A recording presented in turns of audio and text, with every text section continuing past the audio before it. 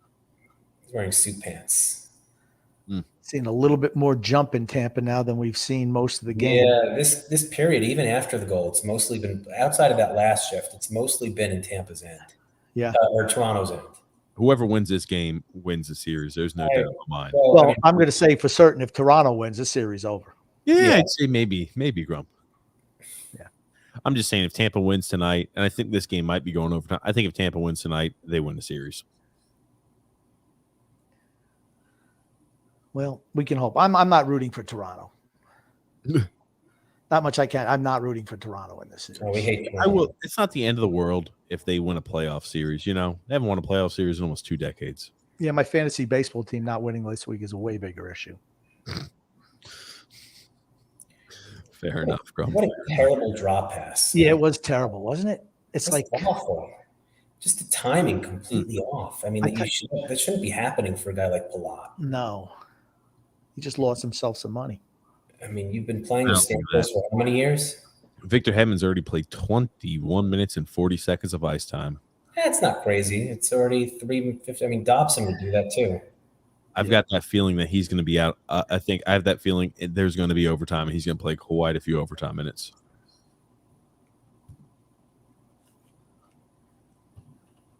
Yeah, that's a big last 3.5 minutes. You know, Tampa doesn't want to go overtime. You know, Toronto's like, geez. I don't think Tampa minds overtime.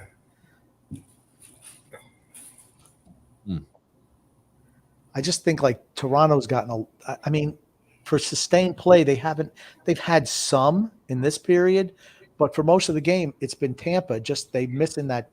It's the same story as the other game where it's 2 goals in very quick succession. Like when it rains, it pours for Tampa for some reason.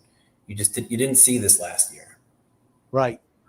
You just didn't see this where they become undisciplined. Yeah, I don't know why. Someone should have been there to clean that up. No, I just don't think Kucherov saw it. Certainly the edge in. Oh my Oh, God! how'd he miss? How did he miss? Who is that? Kucherov? 18. Is Holy that Hagel? shit. 38 is Hagel? My God. Oh man, you can't miss from there. I'm sorry. That's like Brock Nelson over there. You give up That's egregious. you give up 2 first-round picks for him to airmail it Oh from. Oh my God! gosh, you got to score that one. I'm sorry. I need to see a replay of that. Yeah, Hagel shaking his head going back to the bench. He just put his head in his hands. Don't put your head in your hands. Get your ass back up and get back out there. That's right. Suck it up. What's putting your and he wasn't on the winning team last year, right? Yeah. Someone's got to kick him in the ass. You get your head out of your hands, you idiot. Now he slouched over. Don't be slouched over. Somebody bang him. Come on, pick it up. Seriously. Well, just sit your ass for the rest of the game. The whole net was open. Oh my God. Oh, I don't know how he missed from there. What a play by Paul. Yeah, my boy. He just pulled it wide. Jesus Oh. Christ, that's awful. How do you? You can't. I'm sorry. You see a player react that emotionally on the bench. You can't put him back in. No. It's You like can't put him back in. Sit him until the OT. Yeah, Until the OT. He needs to collect his head. Someone needs to talk to him. And be like, either it's go. your first fucking time here. I know you're a first timer here, buddy, with a legitimate team, but Yeah. Get your head out of your hands. You I'm going to idiot. tell you what next goal wins though. Well, you I mean, think Grumpy. I'm going out on a limb. Next goal wins. Oh, Like- point. Oh, nice stick play by Toronto. They got 5 guys around the puck. If they could just clear it out. I mean, if you're Jack Campbell, you're like having a heart attack there with the puck in Yeah. the slot for that long. It's Just like think Mike. That was once like you can Mike. whack at it, it's going to take a funny bounce and go right past. you. Oh, lucky. Boy, they got lucky there. See, Toronto's going to get one of those lucky breaks. Yeah, they almost had it there. It just has that feel to it. Where That's what I said. The longer this game Tampa dominates and they don't go up in the scoreboard, I think the better that is for Toronto in overtime too. Toronto is just they're clearly a better counterpunch team. Yeah. 80 seconds.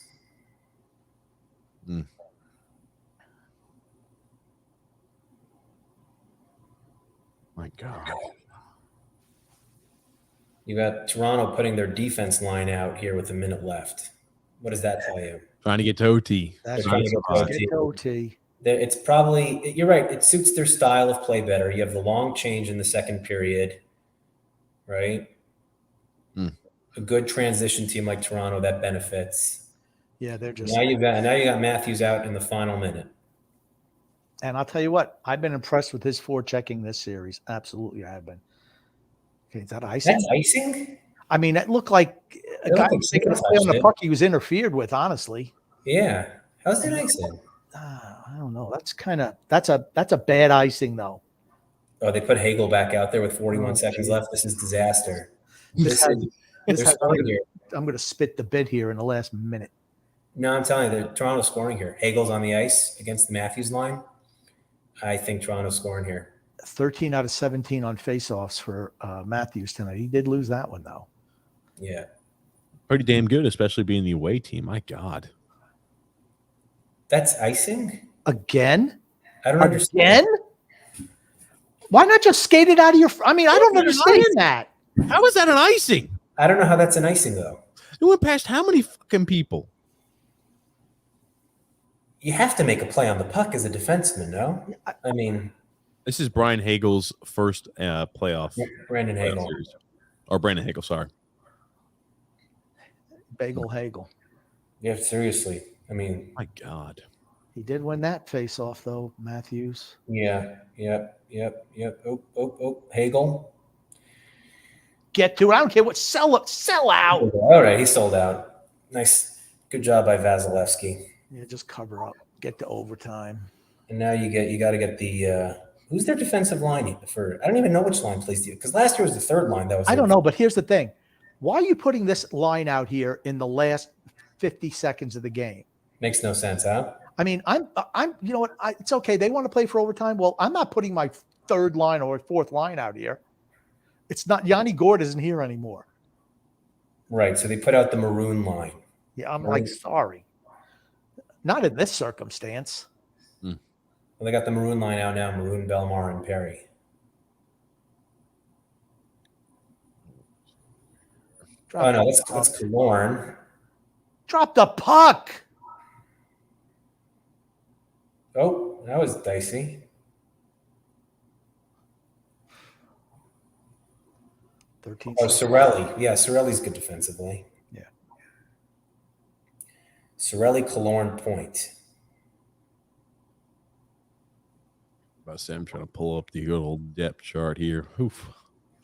Honestly, that's another big save. They looked like that puck was deflected a little bit. Yeah, well, it almost went in between. Yeah, nice save by Vasilevsky once again. You see, I would have had Hedman out there with McDonough. Yeah. 4, 3, 2. It's going overtime. Overtime. And he's gonna be sweating his. He's gonna be having his clammy hands the remainder of the evening. Christ, a little overtime action. Yeah. We got to get Andy back here, no? Oh shit! I don't know. Since he's left, it seems like Tampa Bay's playing better. Yeah, I agree. Right? I think Andy was mushing us over here. He was a jinx. Oh man,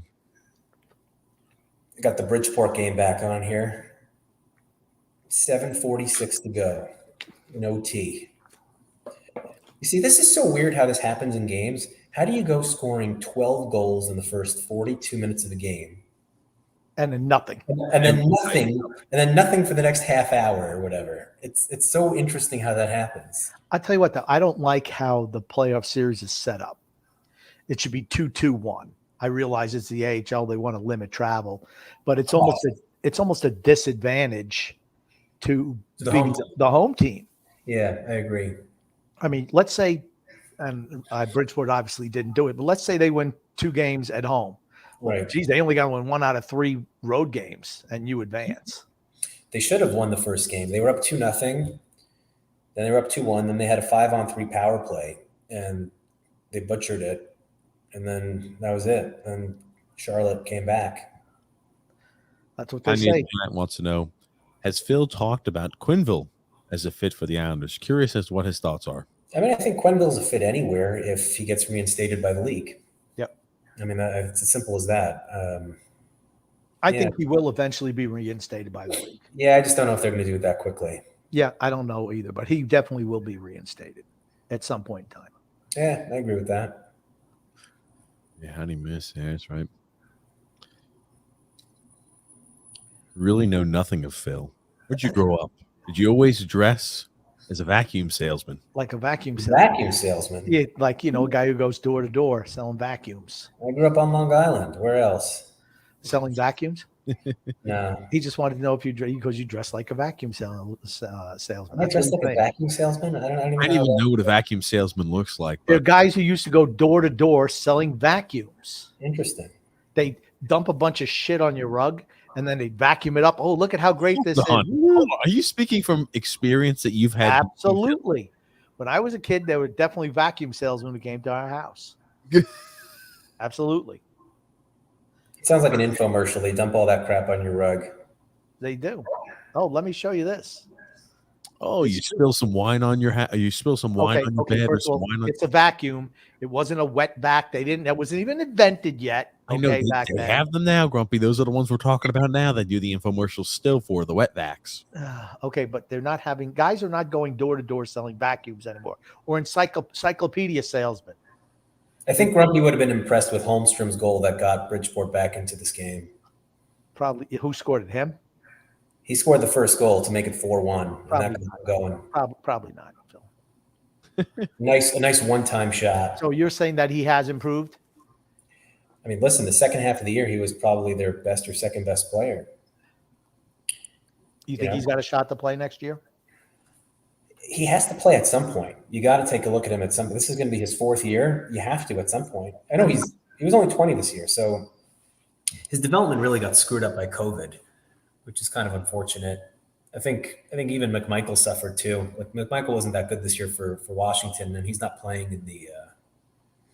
Which goal was this? This is the one that made it 5-5. Chris Terry. That was a little nice dump off. I think the original. Who's the pass captain of by the team? Holmstrom and- Seth Helgeson. Okay. Do you have the Salo goal that made it 6-6? Oh, that's a nice feed by Zarnik there. yeah, it was a pass there from Holmstrom to Zarnik. Okay, I was going to say, isn't 15 Holmstrom? 15 Solmstrom, yeah. Is he You going need, to to see, you need to see the second goal. The pass from Ratu to Dalcol was amazing. Has he been going to the net more, Holmstrom? He's been going everywhere more. Yeah, for sure. Well, because I mean that was the thing. He wouldn't go to the net. He was always perimeter. He's I think he's gotten used to the extra 15 pounds he put on his body. Well, you know what? If he's ready to play, if he's even close to ready to play, they need to find a way to get him in the lineup. Oh, this is the Salo goal. There it is. Wow, can't let that one in. No, it's a soft wrister. You can't let that one I was in. gonna say from the freaking point too. My God, did I get deflected or just squeak through?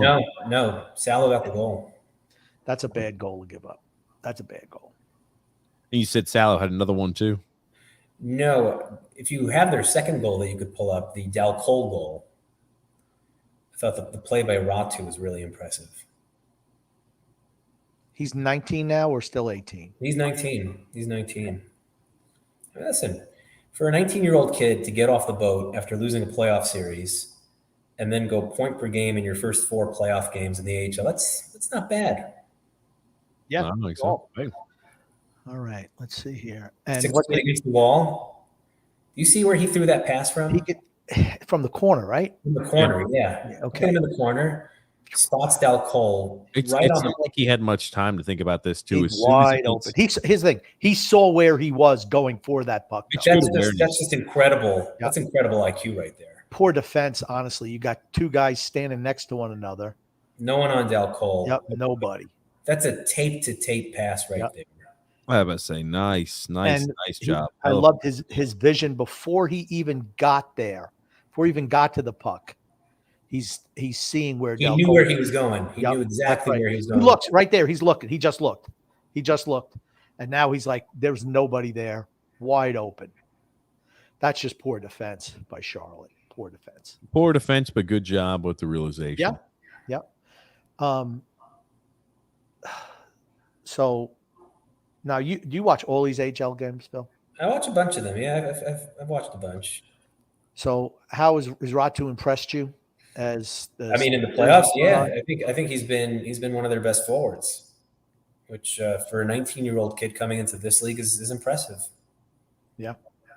Right. He's what, third or fourth on the team now in playoff scoring, and you've got guys with multiple hundred games of NHL experience on the team, right? You've got Zarnik on the team, you got Dal Cole on the team. Got a couple guys, Salo and Hutton got a taste this year. How do you feel about Jacob Chikrin potentially? I was trying to draw up what an ideal blue line would look like next year.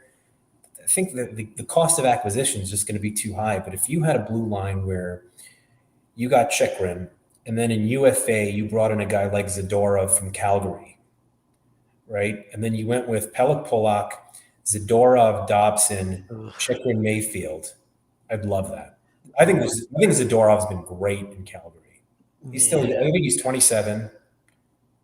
Big defenseman. See, I'd almost be willing to have Dobson with Pelech. That's another one. You could put Dobson with Pelech. Chikrin with Pulak. And then Mayfield with Salo. Okay, so my whole thing is if you're getting Chikrin, Salo probably. Okay, well, Salo goes the other way. That's a whole. He goes the other way because Arizona would want to replace him with a young defenseman. Right. And see, because I gave a trade scenario to TJ that got shot down immediately by him as I'm saying it, because you never know. I'm saying Bavillier, because, right, they need to get to the salary cap floor. Right. That's an issue for them. Bailey, who gets 3.5 or 3.3 million actual dollars worth $5. He's cheap, right? Bavillier, who's a younger player who would probably slot in on their first line. Salo. He would probably be on their second line, actually. Okay, even second line. He's a young guy, not making a boatload of money, who could definitely use a change of scenery. Salo as your defenseman, and then a lottery protected first round pick. I mean, I think Arizona probably makes that deal. Well, that's what I said too. TJ said, no way. No. I said, why would Arizona make that deal? I look at it like this. I think the asking price on him is going to be astronomical. I just think that's a deal that they would take. What type of value do you think Anthony Bavillier realistically has? A lot. He's 25 years old. Yeah, he's turning 25 soon. He has a lot more value than you think. He's coming off the worst year in his career. Sure, but he's, any coach will look at his deployment, and then you look at the minutes. He was the number one winger in minutes for Barry Trotz this year. Minutes per game. He can play defense. He can play a two-way game. He could play a two-way game. He could penalty kill. He's an all-situations player. No one played more minutes per game than Beauvillier on the wing.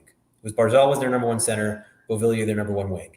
Any coach is going to look at him and say, okay, if this is a guy that Trotz trusts in all situations, that's a player. And you've seen him deliver clutch in the playoffs. I think he's got a lot more value than you think. You have guys who are, around his age group, right? Tage Thompson's only 3 months younger than him, right? And he busted out this year in a big way. Right. Adrian Kempe was the draft before Beauvillier, and he went from having Beauvillier numbers to 35 goals this year. I'm not saying Beauvillier is going to score 35 goals, but I think it's a mistake to think that the growth in his game is done. I don't think it is. He's wildly inconsistent, and that's who he'll always be. But if you put him in a different situation, you got to remember the style that we play is so defense-oriented that it hurts players like that.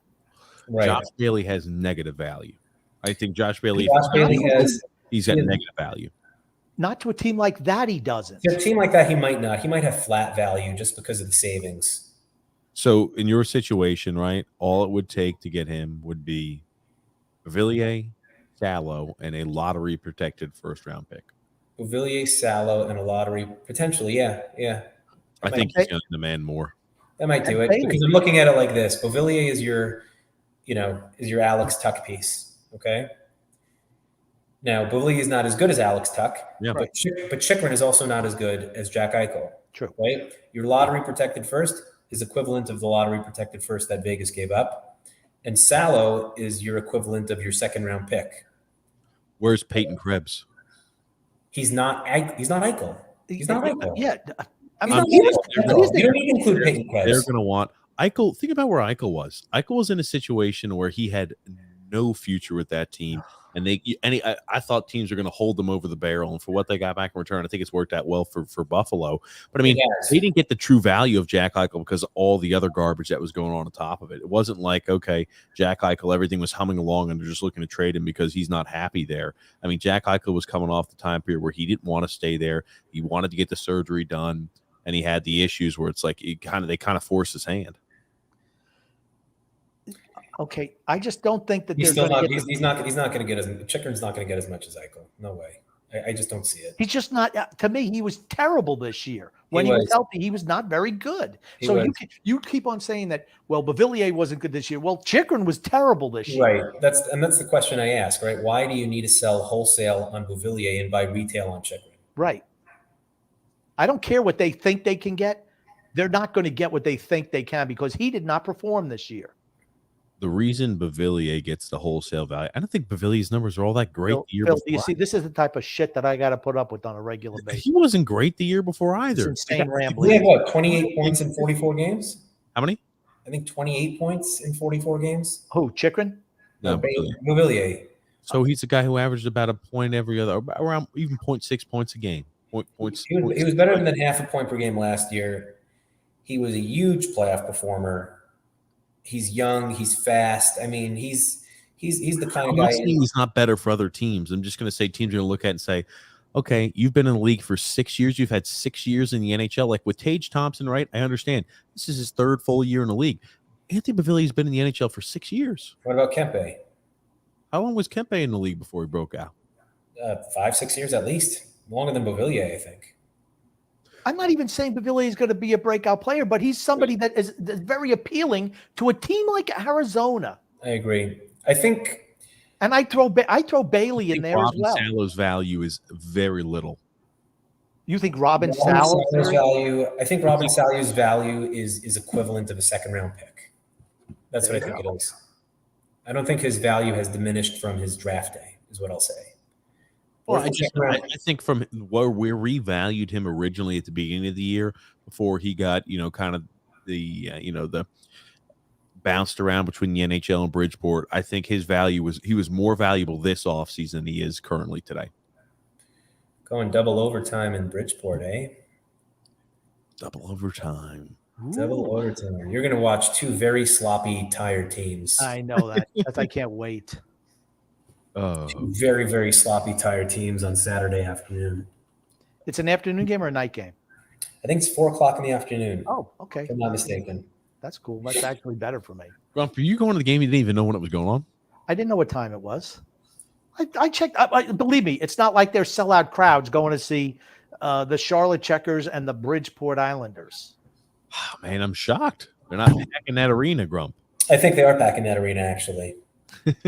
Cricket arena? I don't know.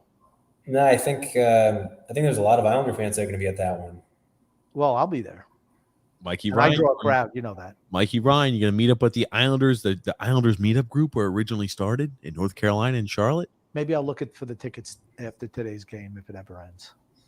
You know how much it means for the people of Toronto when you have a huge viewing party. I just find it the first round of the freaking play.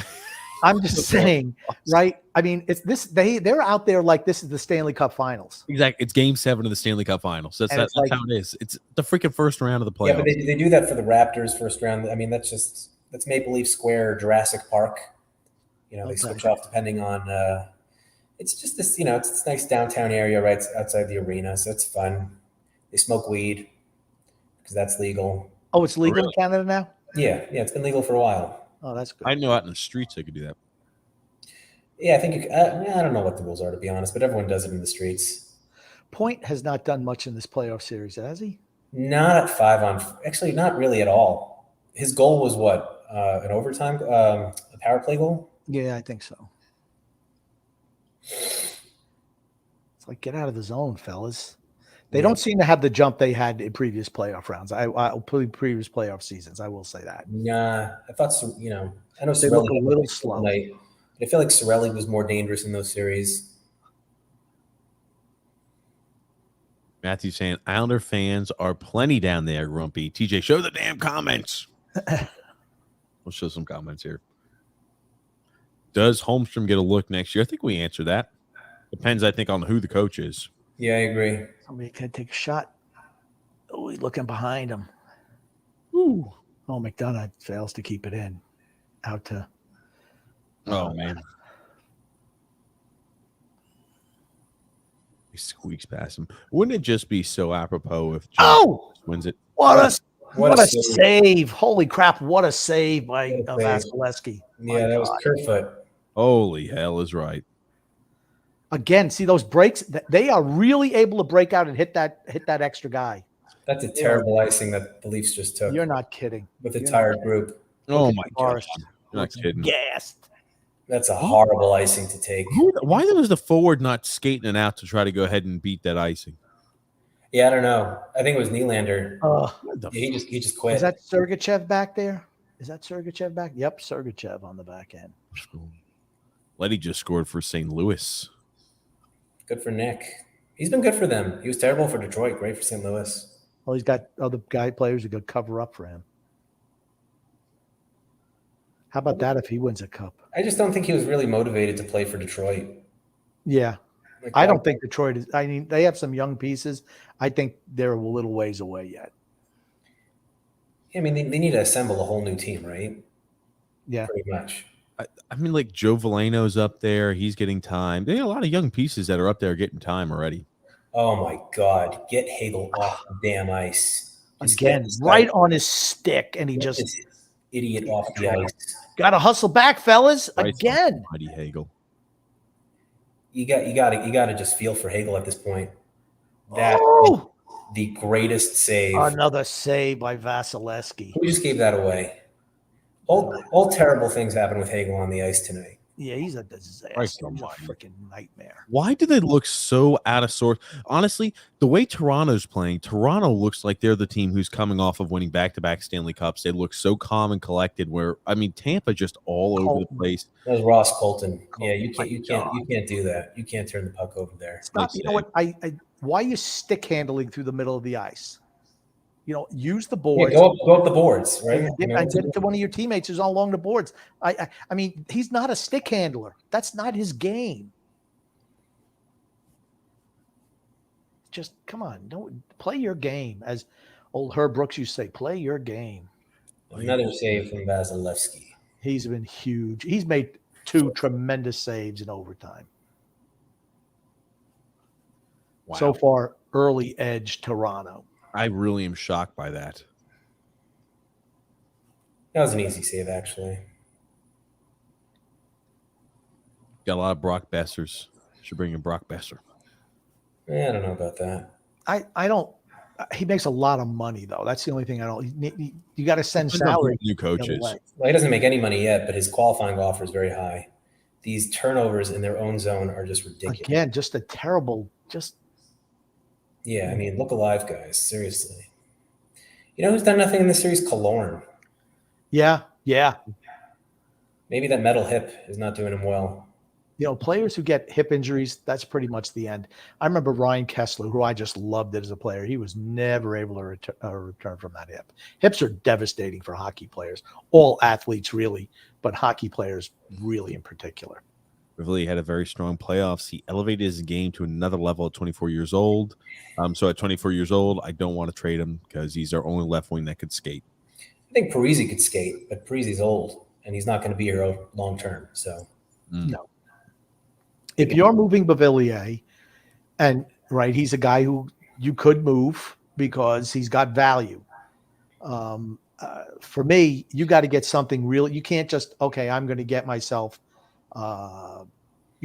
like a third line winger. You can't move him for a guy like that. nah, you got to get something really good. But to me, if you can, I mean, it's really pretty simple revamping that the defense core. It's really one trade for a top 4 left-hand defenseman away from being really good again, in my opinion. I agree. I agree with that. But the biggest issues is the forward group. It needs so much work. No. The biggest issue is the defense group, Grumpy. This No, year, I'm just saying that things that are going to be really difficult for you to change. right. I mean, I think they're both going to be difficult, but I think one defenseman puts us in a perfect spot. I think Defensively, even if you signed, even if you say, hey, we make a trade for Chikrin, we acquire a guy who's left-handed defenseman, a competent one, and it doesn't cost us, let's say, Salo. Salo's your bottom guy, and you go ahead and get a bona fide top 4. Even if you get Giordano, he's a left defenseman.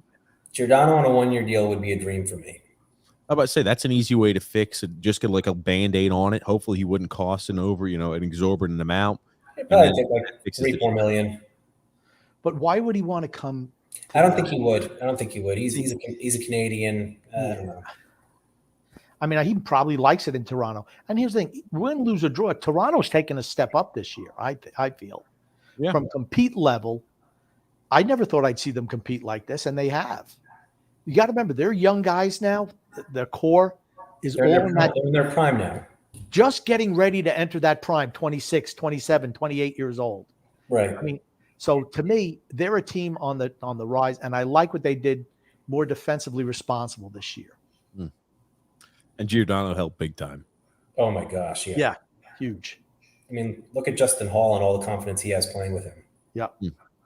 Real C says Kevin Fiala would be a nice trade. I think they're going to do anything they can to keep Fiala. They're not move the cap around. It's tough. They already had one contract dispute with him. How much more can they have of that with him? Oh, big save. Good save. They're lucky that's David Kampf coming up and not Austin Matthews. I'll tell you that. Yeah, big save. They almost went to arbitration with Fiala this summer, right? So there's already some bad blood there with Guerin. He's going to cost easily $8 million. The cost of acquisition would be huge. Oh man, they got lucky there. I'm like, boy, oh boy. They had 2 guys back also, though. Yeah, but a bad line change right there. Yeah. Yeah, I told you, the long change benefits the Leafs. Yeah. Wow. If this gets to double overtime, that would benefit the Lightning. Would it be a good trade, Bavillier and a second for Kevin Fiala? Minnesota says no. I mean, but yes, that would be a great trade. Yeah, that's not happening. I'm laughing at this one. Tony Cheese is saying, let's pretend Erik Karlsson's a lefty. Would Phil trade for? I wouldn't take him for free. What do you think the value of him is? Let's say we needed a right-handed defenseman. What would you put the value of Erik Karlsson? That Grumpy and I went down that rabbit hole about 2-3 weeks. He has no value. He's making $11.5 million. He has no trade value. What if they eat half of his salary? If they retain cap, how much cap would they need to retain for you to like him as a piece? Again, I don't know who owns the Sharks, but you're going to ask the owner to eat probably $30 million in a trade. Yeah, that's all right. How many NHL owners are willing to do that? So let's think just simple trade value. Where would he be valuable to you if you could pick and choose the contract that he would be on? What would be valuable? Oh, I mean, if he was on a reasonable deal, he'd be very valuable. I was saying to Grump, he's got to at least be the way he's got to be eaten. Oh my God, Hedman. Yeah, that was awful by Hedman. Where is he? I mean, they had time. They had time. Again, they're trying to rush the puck up. Just get the puck out of your zone now. It was sloppy. Sloppy. They're not looking for simple plays here. Yeah, they're trying. They remind me of Real Madrid. You had 3 guys flying the zone there without the puck. Yep. Wow. My God. Vasilevsky again. I mean, not a real difficult save, but you got to make them all. Yeah, we could have had Morgan Riley.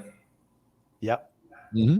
Who do we get instead? Who was the guy we picked? Griffin Reinhart. Who we traded for Barzal. So I guess that worked out. That evened out. That did even out. Dunn didn't have a good year. Maybe we can get him on the cheap. He's interesting. Is that good enough to cement your defense core, though? See, I don't think so. I don't think so either. The Blues don't look like they're hurting without him, right? Well, yeah. I mean, I know he's in Seattle. They had a whole bunch of left-handed defensemen. Oh, who is that? Foot.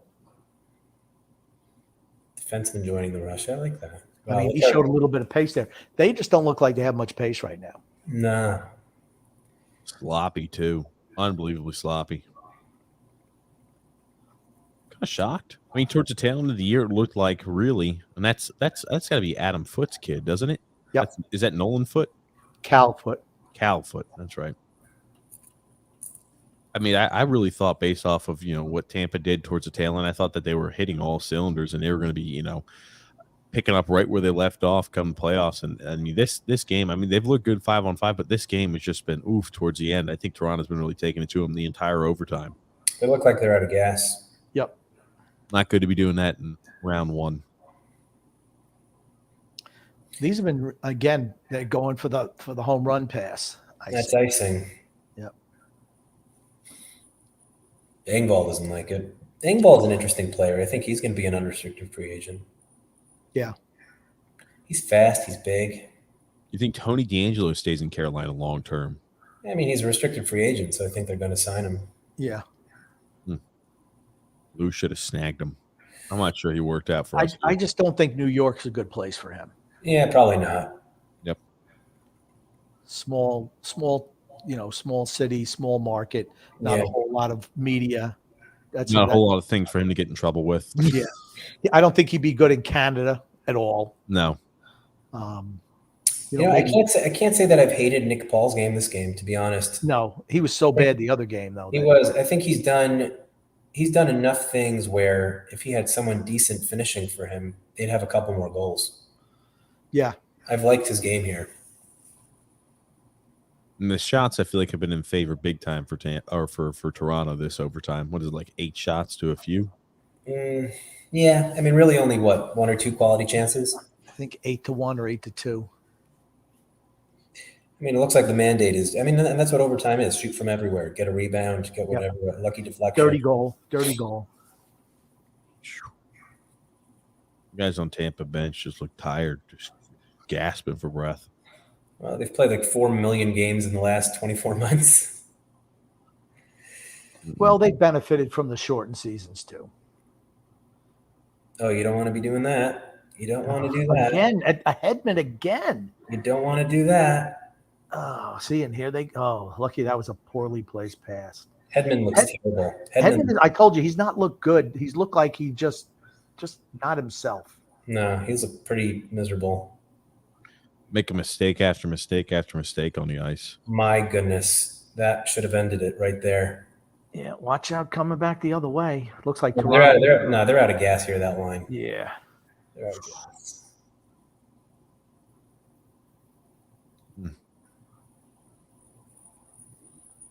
Someone had a chance right there, right in front of Jack. No, who was that? They buried it into the guy diving in front of the net. Again, the home run pass. Yep. They're like, you know what? We can beat their defensemen. That's what they're saying right now. We can beat their defensemen with our team speed. Well, you're making that pass when you have 4 guys back, right? Yep. It sounds like they send one guy to fly the zone, and if it works, it works. And if it doesn't, all right. What's the worst that's going to happen in icing? I mean, that's the calculus there. It's not a bad play. I remember with is how successful they've been on those long passes. I remember in ye olden days, you locked it up on the boards, they just blew the whistle. You never see that anymore. It's like 5. That scrum wasn't long enough, I don't think. Yeah, no, I'm just saying in the past, they freeze that puck and they don't just say, oh, well, just fight for it, guys. No, they just blow the whistle. I mean, you got to be feeling pretty good if you're Toronto. You got to be feeling right now, the only reason they were able to tie it was because of a 5-on-3. Right. Other than that, they've been doing nothing. Yep. We've come out in overtime and we've looked dominant. Oh, don't overcommit. Oh, wow. And you think Corey Perry would look a little more alive. The guy just lost 2 Stanley Cups in a row. I mean, you'd think he'd look more alive in this game, right? I don't know. He's what, 37? He's been good this year, though. I mean, I don't know. Yeah, but he's still 37. It's not like he's one of those smaller guys who was always a great skater. Spezza made a great play. Yeah.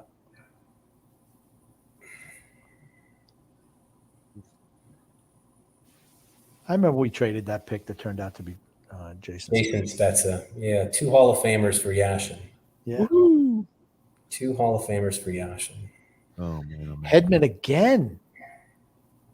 It's like, He's their biggest. He's been their biggest liability, not Sergachev. yeah, he's not been good today at all. And like I said earlier, I mentioned earlier in the show that he's looked kind of underwhelming this whole series, for a lot of this series anyway.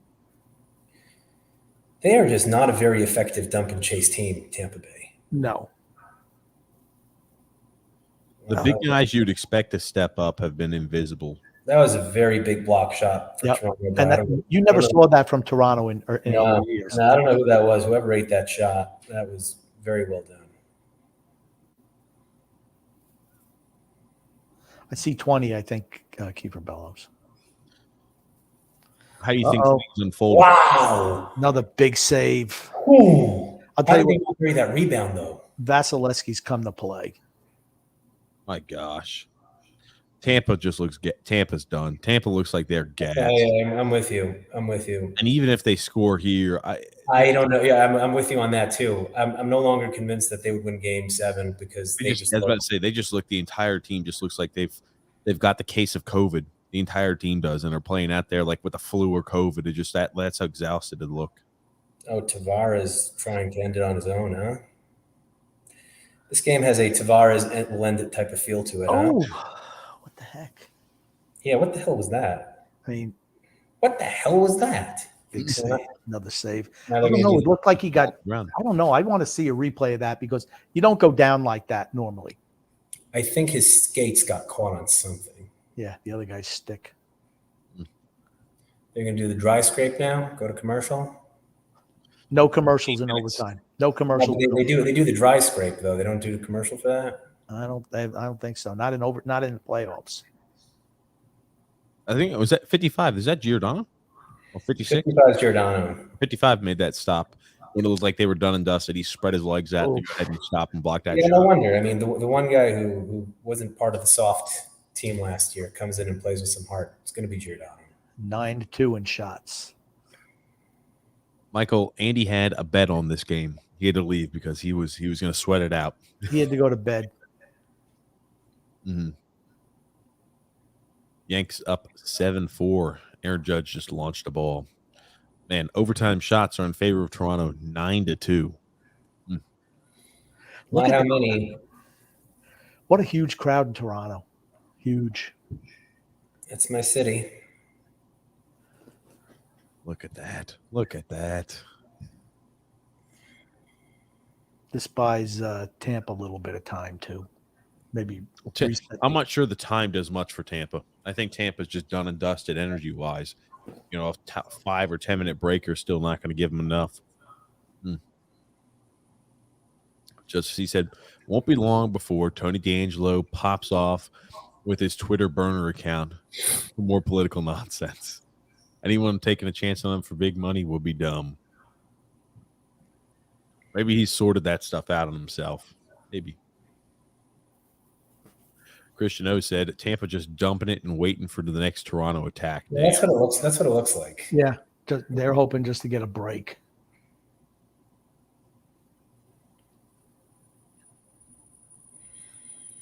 That is kind of what it looks like.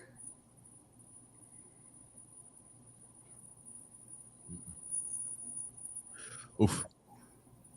Yeah, I hope this is not a triple or double overtime game. I mean, come on.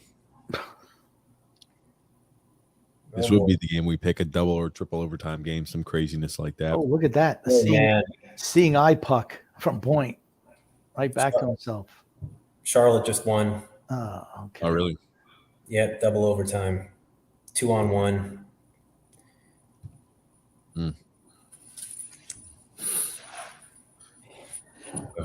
I'll definitely be going Saturday afternoon. I want to make sure I Watch them get swept. watch as well. I told TJ I'd do a scouting report. So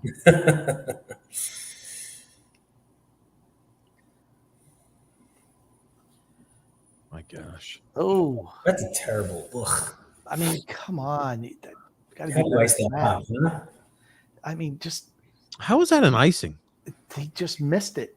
The pass up to him just missed it. Christ almighty. Kucherov, lazy by Sergachev, the pass. Pass maybe let him a bit. Kucherov just not skating hard to get that puck. Either that or he doesn't have it left in the tank. Oh, he's got Tavares has 2 goals today. Oh boy, this has hat trick, doesn't it? Does he have 2 goals? Got 2 He's goals. credited with 2 goals and a +2. The first one was Matthews, wasn't it? Wasn't the first one Matthews? I guess he got the goal on the bouncing puck. See the bouncing puck, and then the other one at the end. Of the Expects it and touch it, right? That's what they're saying. Right. Okay, that makes sense then.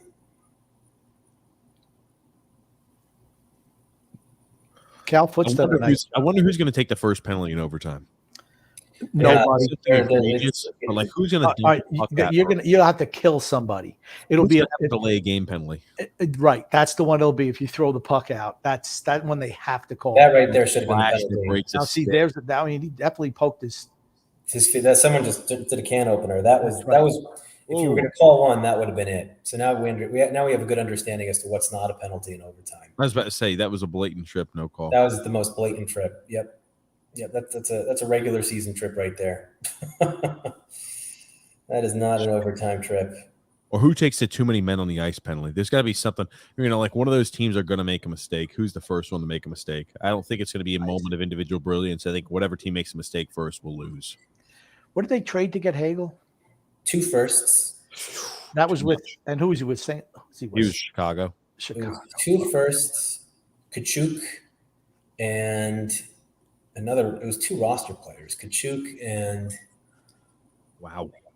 a pretty decent roster player for Hagel and 2 fourths.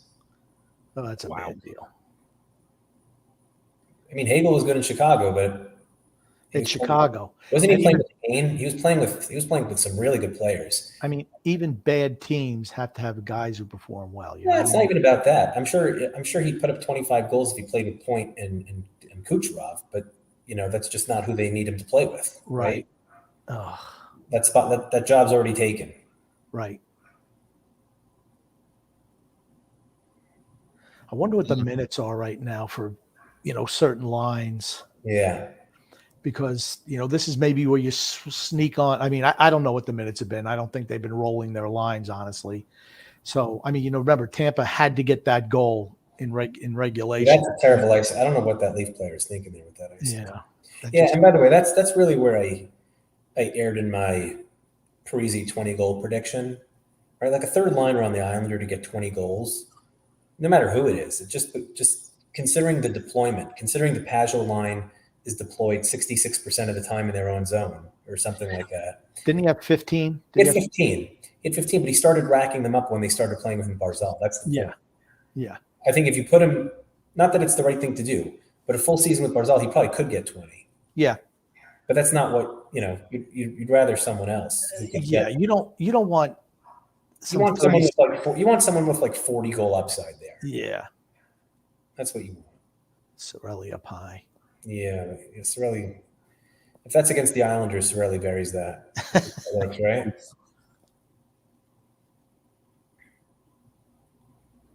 Sorelli is our boogeyman. Yeah.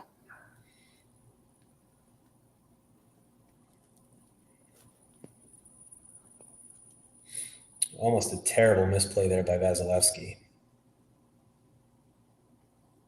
I'm surprised they're not shorter shifts, honestly. Surprised they're not shorter shifts. I'm also surprised that they're not putting Point with Kucherov.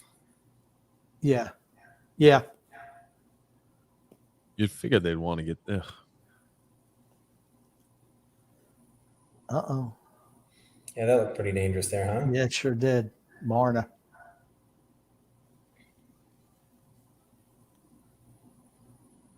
I'd like to see a little more fight from Sergachev.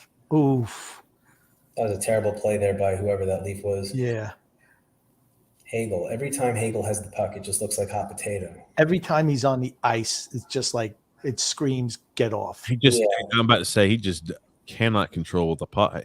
He can't control the puck. He almost coughed it up there before he got to the red. Mm-hmm. He's just, I don't know. These long stretch passes, I think, is stretching out Tampa too, where again, like they're just saying, here we go. We're just going to wear you out to these long stretch passes over and over and over again. You really haven't seen much of Tampa's fourth line tonight. Right. And that's why I'm like, okay, is this a time when you put them on there? They maybe get some jump. Right. Yeah, that easily could have been a penalty call too. On, They're just, on Belmar, yeah. they're just not. Oh my gosh! Again. It's like, It's all with Hedman. Hedman is Yep. Hedman's giving this game away. Hedman's going to give this game away. It's just a matter of time. He's been terrible. Oh my God, yeah. Hedman is going to be the reason why this is. Tavares just fell. Yeah, that was pretty. He's just clumsy. He was never a great skater. 24-year-old Tavares doesn't do that. 24-year-old Tavares goes like a bulldog to the net there and figures out something. Yeah. What's he, 31, 32 now? 31. He'll be 32 in September, I think. And that's a smart play by Hedman. Just get it on net. Yeah. Anything on net is good. Get a face off in their zone right now. Yep. Okay, give me 1 sec. Let's pull this here.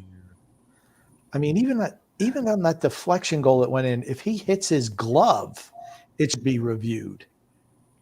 You know, when the puck Right. is out. Yeah, I don't think it hit his glove. I thought he got a stick on it with the stick over the bar. yeah, I don't know. You know, I just wish they would have slowed that down like they like to show certain things. Slow it down frame by frame. Let's see if he hit the glove. Let's see if he did anything to impede the goalie. Let's see if he hit the puck. They just airmailed it. Okay, we're on to the next play. Right. I mean, they should have at least looked at it in Toronto. Okay, again, it's a 3-on-2 coming back the other way. Oof. Absolute sloppiness. Everything is a fire drill. Yep. Everything's a fire drill. Victor Hedman's around 31 minutes tonight. Sergachev at 28 minutes and 30 seconds. McDonough at 26. Wow. That's a great deflection by Palat there to get that in. Braden Point and Kucherov both at 26 minutes apiece. Stamkos 24. We talk about the fourth line not seeing much time. Patrick Maroon has played 8 minutes and 42 seconds. Yeah, you haven't seen Maroon. Oh wow, that was dangerous. Corey Oh, Perry has knocked him played right on his 10 minutes. keister. Someone just got away with a shoulder to the head there. I think he hit him in the chest. Cirelli looks fresh. He does.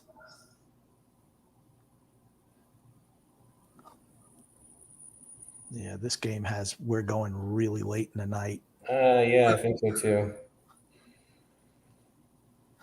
Oh! Scores! Wow. Gonna be game 7. Wow. Wow. Can we get Andy back in here for an instant reaction? And he's going to be celebrating. They're showing the Toronto fans. They turned all the lights off already. Go home. That's what they're saying. Go home. Party's over. Oh, Maple Leaf Square looks devastated. Jesus. Yeah. How worried are you if you're a Toronto fan right now? Very. I wouldn't be worried. Andy's coming back. Andy's coming back. Okay. I wouldn't be worried because I think they're the fresher team. I really do. But I think the mental plays a little bit with it. They're like, holy shit, game 7 again. Holy shit. Tampa's not going to be able to go down. They're going to really have to be buttoned up defensively next game. Oh, if it's a Saturday afternoon game, when do they? I assume it's got to be Saturday evening, right? They're playing this game. Nice tumble there, Matthews. Trying to goal hang there. Mm. Did a little toe pick. Boom. He just fell. Yeah. Oh! They knocked it in themselves. Oh my God! It's slow dribble. It's just a slow dribble into the net. Look who it is, Grump. We've got Andy Francess back with us. Look, Andrew Francess, who was never nervous. As I was telling my younger brother, because he really wants them to lose, he's just like, I just need it to end. He goes to school in Tampa.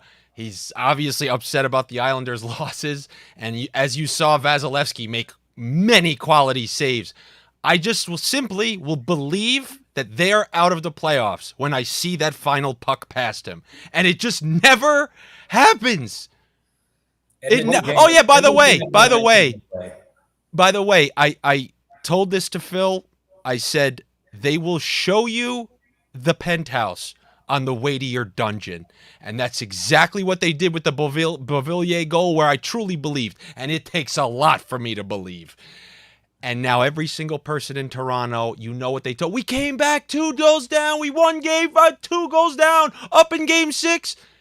All those chances, they dominated overtime. They just lost that game, and watch them get their fucking ass kicked in game 7. This looked like game 6 against Montreal, where Montreal blew the lead and they went to overtime, and overtime shots were 15-1 Toronto or something. And the one was just Travis Dermott giving the puck away at the blue line. And I can't even remember who scored. It was Kotkaniemi or someone like that. And once it was going game 7, it was over. The only thing here, Andy, is, and TJ was talking about it too, they look so gassed, Tampa. I've never seen them look like that in that overtime. Can they bring it for a game 7 at this point? They looked gassed. Well, what I think is that system that you saw them default to, that for whatever reason they coughed up back-to-back 2-goal leads. I think you see them enter that first game and that last game in Toronto, regardless of those last 2 blown leads, the way they started game tonight and the way they started the previous game. And if Toronto wants to take their chances, that they can eradicate multiple goal leads. But if you are, because, you know, when they chase the game, they were down, you have to send people, and then you're going to engage in the run and gun. But I believe that you're going to see them just play within the system, play defensively responsible, try to get them the way that they did countering, and try to they're going to try to win 2-1 in my opinion. And then if they get a power play or hit them on the counter, I cannot believe Toronto has come back in back-to-back games. When after the overtime we're talking, it seems like, wow, Tampa played, but don't forget, we watched 2 periods and it was like, oh, Toronto finally had a couple good shifts, but we're watching that first half of the game. We're saying like, oh, if this stays 5-on-5, this is just Tampa's series. And then all of a sudden, you know, it switches in your head when you watch a tired Tampa team who chased in the third period, you know, and you have a juiced up Leafs team. They generated most of the scoring chances in overtime, but like I told you guys, I will believe that Tampa's gone when I see that last puck past Vasilevsky. It's just I'll tell you this, it's bizarre to see the way where when it rains, it pours against Tampa this year. You didn't see that last year. I mean, 1 goal is leading to 3 every single time. Yep. Right? Two goals at the end of the period in the last 30 seconds. Since when? And Hedman looks like ass. I mean, he's always a gambler. You see Sergachev just pure gambling. He really is funny out there. They got to get Hagel out of game 7 though. Oh, how about that open net miss to win the game? When I saw him putting his head in his hands, I'm like, get this bum off the bench. Send him home. Yeah. You could tell that was not a 2020, 2021 Tampa player. No, if you're not ready for the moment, get the hell out of here. And then, I mean, it's hot potato on his stick every time. This series, you know, when they play guys who will hit you, they play an Islanders team, then you would have seen like those Corey Perrys of the world and Maroons, but this is not a series for those guys. This is a series. We called that out. I was asking TJ, I'm like, let's get the ice time for these guys, because I haven't seen Maroon or Belmar in years. It's actually no different than when the Islanders play Washington. You're going to see that Martin line in the playoffs, extremely productive. They play Philadelphia, just causing havoc. Play Boston, causing havoc. Play Tampa, you'll never see them, because Tampa's willing to. They'll play that style. That style needs to be effective against a slower team who's going to operate in a similar fashion like you. Like they would have been good against a Carolina, but they're rendered useless the same way you see Maroon rendered useless against a team like Toronto, who just wants to. You know, Toronto is still trying cross-ice skill plays, they won't just throw it at the net. Did you see the Tampa Bay defenseman just slapping anything towards the net? And you kind of need that approach a little bit come playoffs. Look at that little ruckus at the end there. It's not like it was the initial shot that went in. Just a goalie turn, people poking, and there you go. Now, how about this, Grumpy TJ? Would you feel comfortable putting your chips, because you saw how that overtime went, in Toronto's corner for next game? Yes. I don't know, man. It's I like, just think my eyes tell me yes, because Tampa looks gassed. I think even if Tampa wins this series, Tampa's out next round. Go ahead. To who? To who? The Florida Panthers, who can barely take leads on the Tom Wilson list. 1 win against the Islanders, 1 win against the Bruins, Washington Capitals. they just look. what I they saw look from Tampa gassed. today and what I've been They seeing look- from Tampa, it's not the same Tampa, and they look gassed. I'm not even sure they win. My brain tells me Toronto wins. My heart says Toronto just doesn't have it. Toronto just is going to continue to manifest in their inability to close out a series. Another game 7 loss. I mean, you saw after so Columbus goes 1-1 with them in that in 2020. They and then there was that 5 overtime game, and that just kind of spread.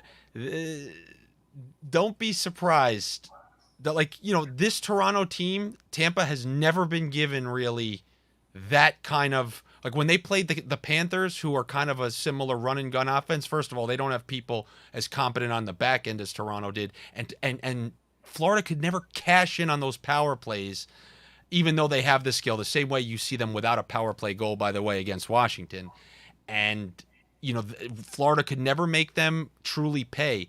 And in those games that are like 5-4, they had a lead in the third period, high scoring game. Tampa uses their power play to get back in. Meanwhile, Florida gets a power play. They couldn't do it. Toronto's making them pay.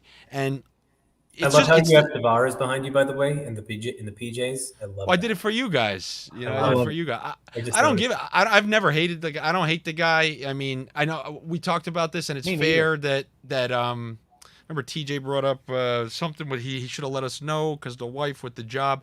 I'm just saying, from a simple perspective, you're making this guy go to Nassau County, Brooklyn. We're switching coaches. We're not we were in shambles. If you do what the Lightning did for Stamkos, they wanted him in Toronto. He stayed. Yep. But what we did, we deserve it, man. Fred Flintstone, the coach, it was a nightmare. I wouldn't have stayed if I wasn't from here. I'm thinking about going to Tampa, our villains area, to live. I mean, they're not doing. Nassau ain't doing enough to keep me either. I look at it this way. Phil signed with Toronto. He reached unrestricted free agency. It was his option. They should have said to him before the deadline, he said, I want to stay. Here's the thing. You want to stay, you sign on the dotted line. Other than that, we're trading you. And we'll take our chances re-signing you in the offseason. You can't get nothing for that player. He's been Here's the thing, and I don't care that he strung them along and they let it. That's on the management team. That's not on ownership. It's on ownership. It's really on ownership at the end of the day. Right. But I mean, he didn't want to sign. Well, then you have to say, well, we're moving on from you. No offense. We could get a king's ransom from you at the trade deadline. And then if you really want to come back, like you say, we'll bring you back. But that's where they could have reloaded by getting, Toronto was offering a nice package for him, supposedly. Vegas traded for Thomas Tatar 1 or 2 first-round picks that year's trade deadline. John Tavares would have gone for a king's ransom. I heard it was like Nylander and a first or something like that. Yeah. I'm sure that one looked nice. I'm sure this is something, like you guys talked about a lot, and I don't want to beat on a dead horse. I'm just saying, I personally, the how many years has he been gone? Like, we're gonna win out on the back end of this deal. That's right. Yeah, we didn't get the cap, but just from a simple perspective, he was a player that got drafted into a situation that honestly was a constant moving building. Like, even if you get drafted to an Anaheim and you're just it's still better than in the current state that we were in. Right. By the way, this Nick Leddy goal is of the worst goals I've ever seen in my life. Okay, tell me he has 2. You saw the first one? Yeah, just a classic wrist shot. That is of the worst goals I have ever seen a goalie let up in a playoff game. My God. Well, you want to put in Cam Talbot out of nowhere, just game 6 in his first what are start? They thinking? That was interesting. I didn't understand it. This is reminiscent of Brian Rust over Varlamov in game 2. My God, that's bad. You can't let those go. I'm sorry. Oh my Short God. again. Oh my God. Again, he gets beat short side. You can't get beat short side as he's skating away from you. Yo, Like, Yeah. by the way, don't think that I want Andy to analyze the zone entry though as to what 5 wild players are doing here. backing away. yo, but really, I'm telling you, I tried telling you this on that point goal. When they see the forwards behind him, it gives the defense, because there's a weird, like, you know, in the NBA or something, if a guy's deep enough, you just let him take the shot. Yeah. That's unfortunately what the defenseman's doing. Like, it's embarrassing that the goalie's letting it in. It's saying, all right, yeah, we'll give you that, but you can't take us wide. So what are you going to do? So he tries a shot from, Well, we already established 40 that the theme of this 40 playoffs and the theme of the season is God, the Isles fan torture chamber. yeah. Nick Leddy versus Devon Toews in the second round is part of the Isles fan torture chamber. This is God's sick punishment for trading away every mobile defenseman they've ever had and replacing them. And it's, you know, when Tavares scores in double overtime in Toronto, that's going to be part of it too.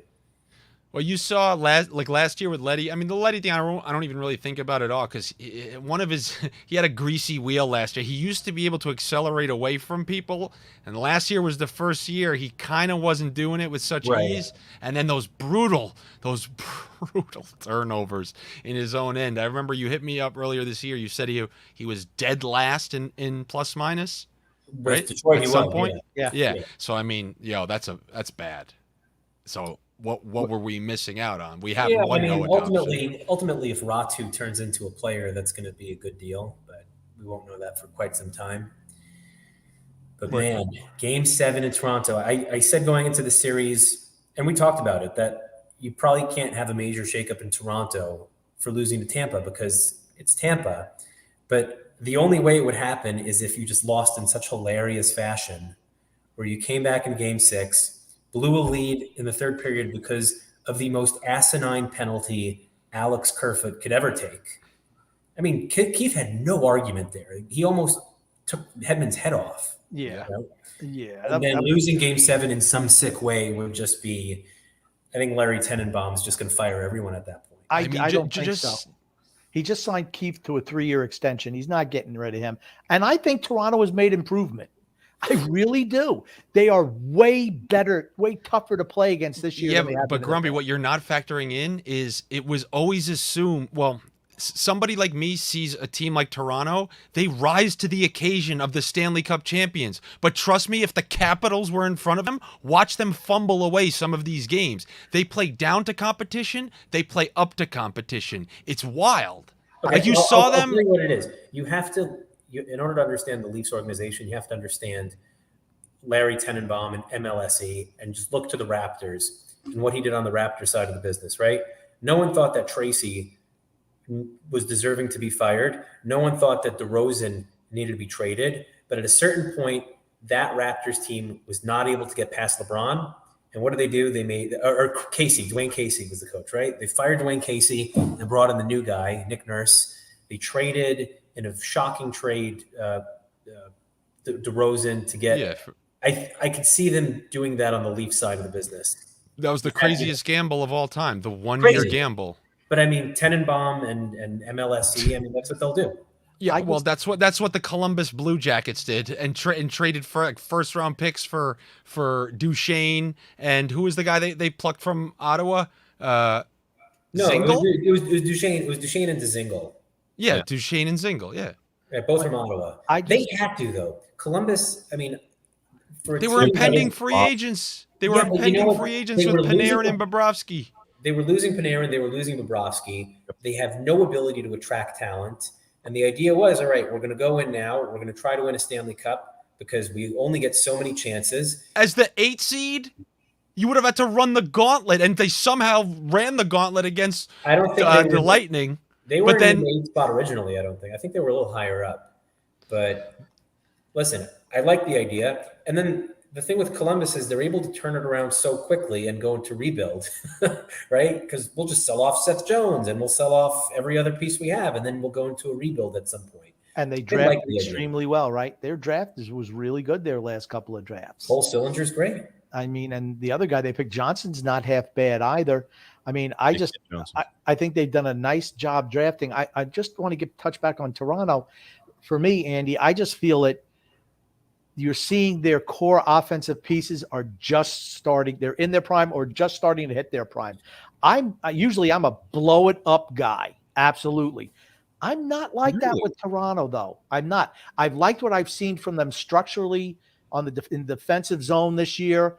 I just think they've grown as a team. I didn't think much of Sheldon Keefe. But if you see that Nylander play where he gives up going into the On the corner icing. and gave like these No, things, also tonight he just decelerated on an icing they play. still do it. They still do it. They if they play the problem is weirdly enough, and Phil, I actually said this. I said weirdly enough, the worst matchup for Toronto is probably Tampa.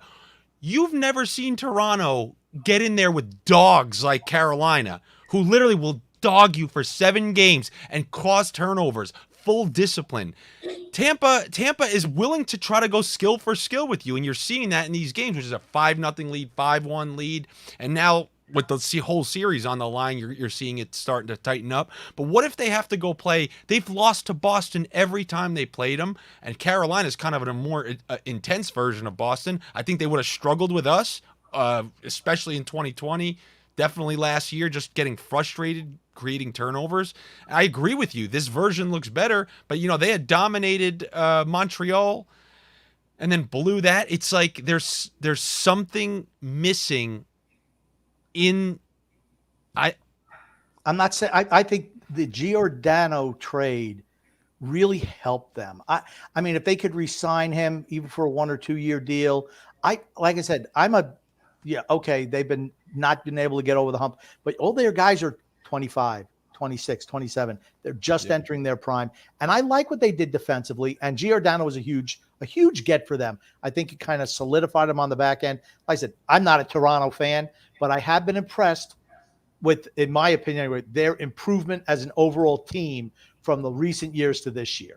Yeah. I mean, is Muzzin gone after this year? No. He's got like 2 years left. I think they wish he was gone. He's not as effective as he used to be. It's just like, but they can still get yourself another defenseman. They have a lot of pieces they can move. I mean, you know what's it's interesting? interesting. If they were to lose this next game, it's not like one of those situations. We were almost there. They actually still don't know how they would be 3 rounds in, because as you've seen the Islanders in round 1, and then in game 6 of round 3, they ain't moving the same. Right. A couple rounds. So we haven't even seen a soft ass team that's not willing to get in the corner with Cernak. We haven't seen what a team like that does after 2-3 rounds of getting bruised. Fortunately for them, if they won and played Florida, that's what Florida wants to do too. They're just playing these willy-nilly. Who cares? Who cares about hard forechecking teams? that'd be a great series. It would It entertaining. would be a great series. 75 Very in entertaining. the game. Tell me the NHL doesn't want that. I think they want either. Yeah, I don't think they care. I don't think they care one way or the other. They want. I think the high best score. thing for the league. It's hard to say Toronto isn't the best thing for the league. I just think the best thing for a hockey fan is watching Colorado try to dethrone. What did you think, Andy? What did you think of the first high stick, the camp high stick? Grumpy didn't like the penalty call. I thought he caught him on the jersey, not in the face. What I'll say, Grumpy, is it's the Tampa equivalent of what they were getting in Toronto Game 5. Okay, I'm Right. just saying. To me, like I say, I always call it. Doesn't matter who I'm cheering for. It looked like that caught him on the shirt. He threw his head back. Bam! They blew the whistle. You know what you were a fan of? There was clearly penalties on both Oh, teams yes, in there overtime. In overtime. Yes. And Someone we got saw corkscrewed. they dealt with it. It's like one caused like a 3-on-2. Vasilevsky had to make a save. They just dealt with it, but at least it was something wasn't called, play was stopped, and then they score, and now the series is over.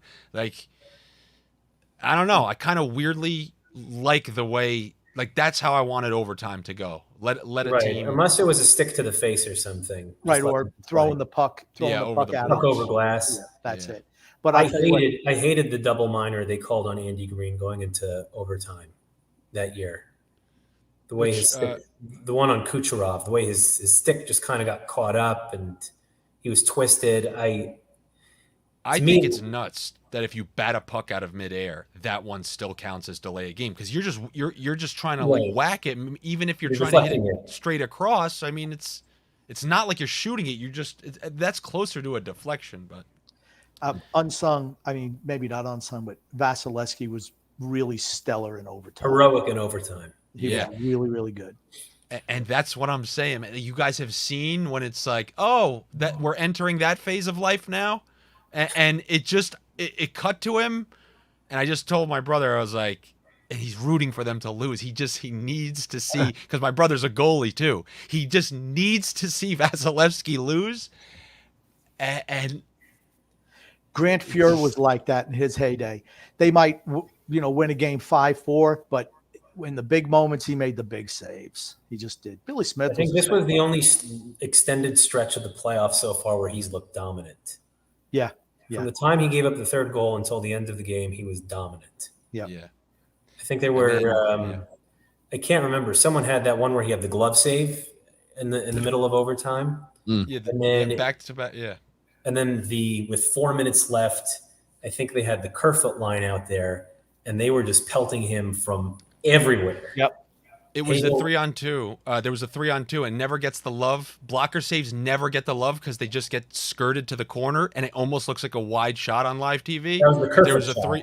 Yeah, and that's labeled for the corner. You see Brock Yep. Nelson bury that as a lefty millions of times, and he just made the fucking save, man.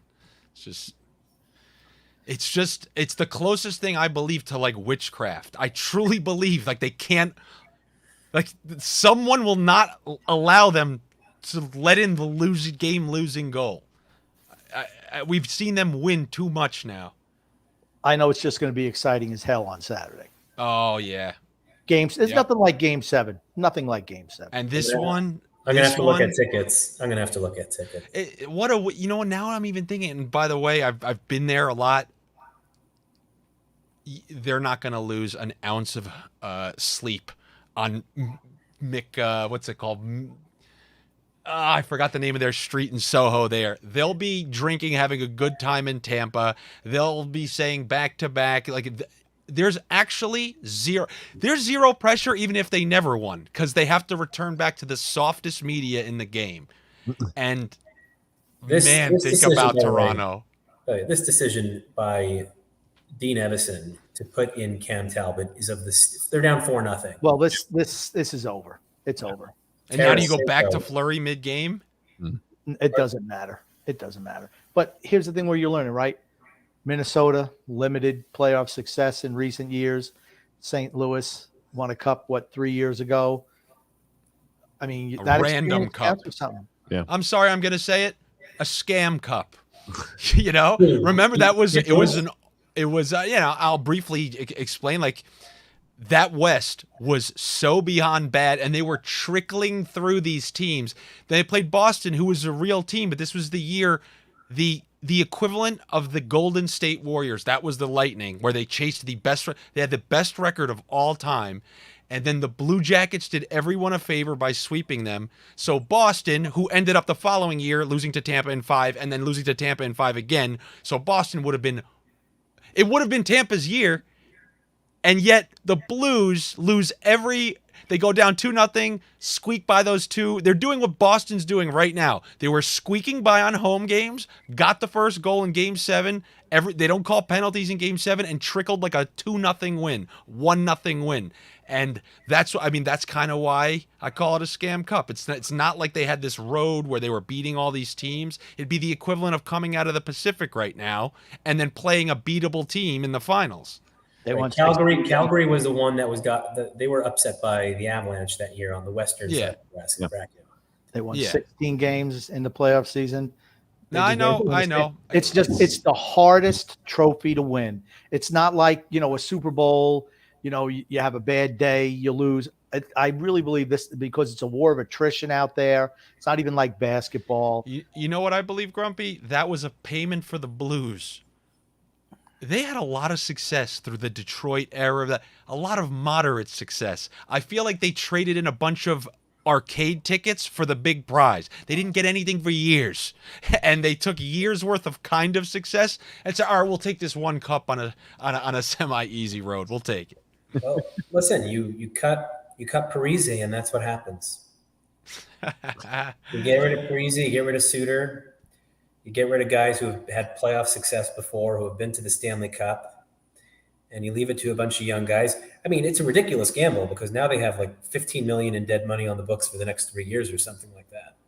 So they pushed all the chips in on this year. I don't know how they get out of that cap mess. You can't move dead money. Nope. Yeah, they'll. There's ways around it. You can make things Dead happen. money, they can't. I mean, they've got You can't move that. You can't move dead money. Yeah, right, but you can make other things happen. Hey, You're going to get rid of Dumba? I mean, they only have real players. They don't have like random bums like. I don't they- think I Dumba's could that great. use one of Phil's facts. How, by the numbers, and I know I can't expect you to know every player off the top of your head, but a guy that I thought, remember, I was always worried the Islanders' biggest hole was defense. Like that was all year. I was never worried about that extra forward.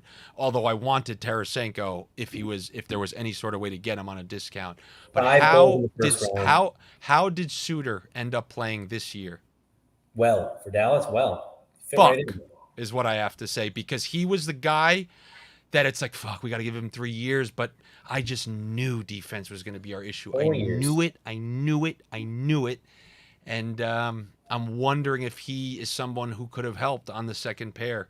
He for sure could help, but I mean, giving a 37-year-old 4 years at $4 million. I know. I wasn't mad. It was just I'm curious because, like I said, I just knew the back line was going to be an issue, and I still think that is the issue. But it's the easiest issue to fix. I wouldn't call it easiest. It's As opposed to trying to fix the forward group. I think it's easier to fix the defense. I think if you gave Barzal any of the B, let's call it the Class B shares, right? You got the Forsbergs and the Goudreaus up here, and Giroux, right? Those three, if those three make it to UFA, right? Those are the top 3 guys. And then you have Brian Rust, Andrei Burakovsky, Riley Smith, and maybe 1 or 2 other guys. Any of those guys with Barzal should be dynamite, in my opinion. And if they're not, and if they're not, then it's an indictment on Barzal. I feel like we're a team north of the border here. We're team we need offense. South of the border, I feel like we're a team needs defense. I'm gonna ask TJ because I feel like he'll give fair answers. I'm gonna go over some Islander players, and I just want you to tell me personally what you think the max. Roughly, you could even subtract a few, that the max goals they could score in a season, especially now we're not going to have the trot shackles. But I don't know. It depends on who the coach is, right? If they say, let's go a generic coach, 15th in the NHL. Paul a basic Maurice. gauge Paul because Maurice we're is going the to. coach. Paul Maurice. Let's just pretend. So how about let's start with Anders Lee. I think he's max 30, around 30 goals. No, that's fine. And by the way, this is 100% not a trick or anything like that. I'm just trying to gauge where all right. So Nelson, 6 goals. 6. Well, there's a reason I said TJ. All right, I don't need your clickbait. I put at best case scenario 30 goals. I thought his head was on the ceiling last year. Okay, Palmieri. I could see him scoring 20, maybe 22. Okay, Pageau. He's like a 15, 20 goal a year guy type of now. Beauvillier. Where's he playing? Hot. I could see him scoring 25. If he's not, I can see him being around like the upper teens, maybe low 20s. I think we're looking for ceilings here, TJ. Ceilings. No. It's fine. It's actually what he's giving me. Like, I'm actually looking for just like normal. what I Like, think. what he wouldn't be surprised by. Like, what he wouldn't be shocked. Like, if he looked at the end of the year. So Right. even if you just take what like you just gave right there, if you have 2 people who could hit 30, another 3 who can hit 20, and with Barzal, do you know how many teams have that? Very few. Very few. You take a look at Carolina; they have 135 goal scorer. By the way, You know- we're not one of those teams either. You can gild the lily any way you want. Those guys are not scoring that many goals. I'm just saying it's a kind of when you look at some of these other teams in the playoffs when you look, like, there aren't these magic teams with, oh yeah, and then another 30 and another 30 and another. Having like 6 people who could hit 20 goals is crazy. But You did I that. think No, I mean, listen, you had Nelson with 37 and 72. You had Lee with 28 and 75. Pajot with 18 in 76 or something like that. So those 3 already covered what TJ was talking about right now. Palmieri, it's just a matter of Palmieri having the second half that he had last year, having that over a full season, because he had a banger of a second half. Beauvillier just getting back to what his career average is, right? His career average is a 20-goal scorer. That's what his career average but is. that's basically what I'm trying to say is if you Barzal look needs to be a around, 25-goal scorer, right? if you look around at the league, just pull me any roster, and we're going to go down and say, okay, they have what? Nobody has depth like that. They really don't. If you really look around, there's usually a heavy score, then like maybe 2, 3 20s. But to have like 2 full lines of people who could hit 20, and then you don't know what some like. That's why the Islanders were so We didn't even successful. talk about Wallstrom stepping up. We didn't even I talk know, about- but even with that, I don't want to like project that they're gonna do better, but it's just like there are so many teams in worse situations. That's why I focus on the defense. I saw every game, 40 shots, 40. They're laughing at us out there. I think we're a But- Giordano away from being set on defense. I think Robin Sal, if you bring in a Giordano, you bring it, even if you trade for a defenseman who's a bona fide top 4 defenseman, you don't need Robin Sal to play more than 16 minutes a night. There you go. So I think But that slows there everything up. you go. I'm with you. However, with that, easy to fix. Like I think that I'm giving really good. I'm giving like high ceilings for these guys. The likelihood of our players that are in their 30s to continue to produce offensively, I'm just not sure. With the different system though, so that's where I'm just kind of like it's a whole bunch of variables. And maybe right, Brock Nelson never really was consistent before Barry Trotz. Was he a guy who just took a step forward in his game at the age of 26 years old when he found Trotz, or was he a guy who really benefited from Trotz's system? he's I good, think man. his goal scoring up until this year, his goal scoring only got marginally better, and that is because of usage. He went from a 3rd-line center to a 2nd-line center. So again, his best goal scoring season under Trotz was tied for his best goal scoring season ever. I The don't 37 goals was a bit of an anomaly, but to TJ's point about older players, I don't think as we were discussing before, not all older players are created equally. I think Nelson's game holds up a lot better than Anders Lee's game holds up, right? Like Nelson, his contract's 1 to 33. I expect that to be a good value contract till the end of the contract. Anders Lee goes until he's 35. That is not going to be a good value contract at the end of the contract. So I don't like putting everyone in the same 30-year-old bucket, because I think you have to look at it really player by player. I guess I look at it this way. I don't see I don't see Brock Nelson regressing, but I also don't expect him to have a 22% shooting percentage next year. No. Historically, he's been what? 12, 15. 13, 14, whatever it is. So, I expect his goals to drop down. I don't think he'll get 30. Again, everything depends on the coach. Everything depends on the new coach. Whatever new system they're going to put in there, so much depends on that. Yep. But I don't think he's going to regress. Not saying that, Barry Trotz had the magic elixir with Brock Nelson and no one else can get that out of him. I don't believe that. I think he'll be fine. But Right. Anders Lee, I think he needs to play with Brock Nelson, honestly. I always think they're a good match for one another. I liked it. And I've always liked I know TJ liked my Mitch Korn tweet. Oh, I did. Everyone's going crazy. Oh, Mitch Korn. Apparently he's retiring or something. I don't know. But Mitch Korn doesn't sound like he's going to be with the staff next year. I was like, oh, this is terrible. This is devastating. So I just put out a tweet. Oh, it's so awful. When Mitch Korn leaves, it appears that his goaltenders go on and win Vezina trophies or get nominated for Vezina trophies, because Rene only won the Vezina after Korn was gone. Grubauer got nominated for a Vezina after he was away from Korn. It's not like Sorokin's all of a sudden going to forget the 2.5 years he had with Mitch Korn.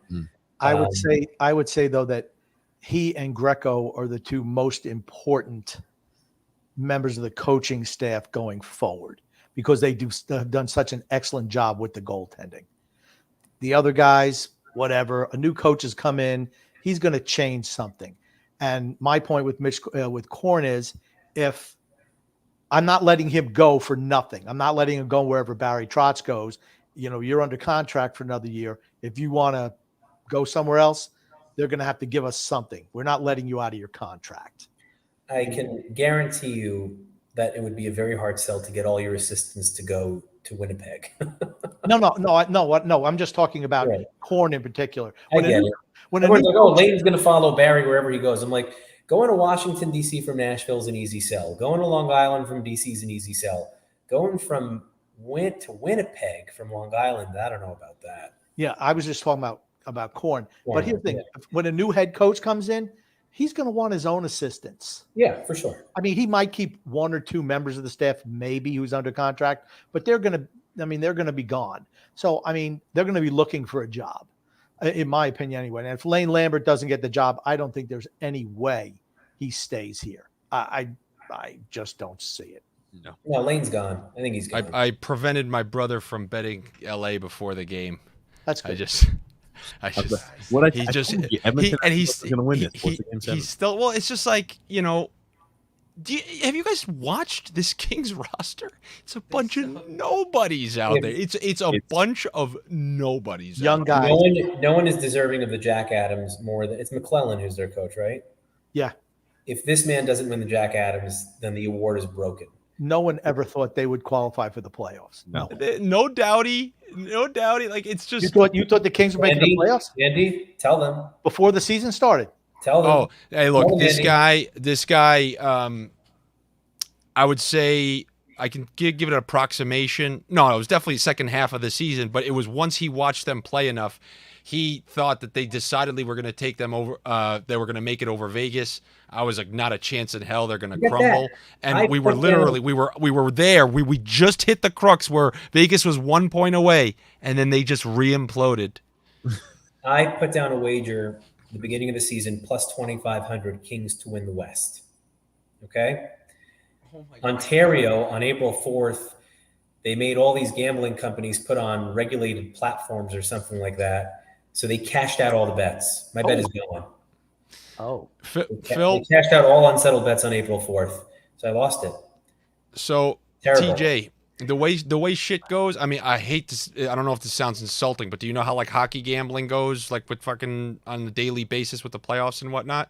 Are you like? What are you talking about? Like with parlays or? Well, no. So basically, after each game, the odds are continually updated for like chances to win the cup. So, for example, if Tampa goes up 2-0 in a series, you're now not going to get them anywhere close to the price to like win the East, win the cup, and by a mile before tonight's game were the wildest prices for them to win the Eastern Conference and to win the Stanley Cup. And remember, if they make the Stanley Cup, you're already a big winner because then you could just hedge it on the other side. Right. And my brother and I each put 100 on Tampa just to win the East before this last game, plus 2,200. Meaning Really? 100 gets you $2,200.